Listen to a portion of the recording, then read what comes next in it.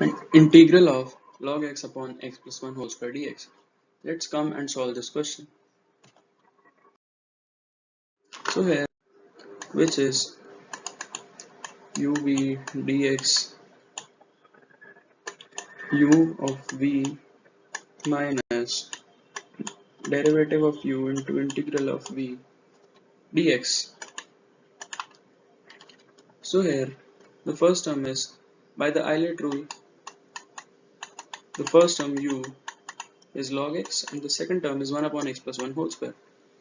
So putting the values u, which is log x, into integral of v, which is minus 1 upon x plus 1, minus integral of u, which is 1 upon x, this whole integral sign, into derivative of u, which is 1 upon x, into integral of v, which is minus 1 upon x plus 1.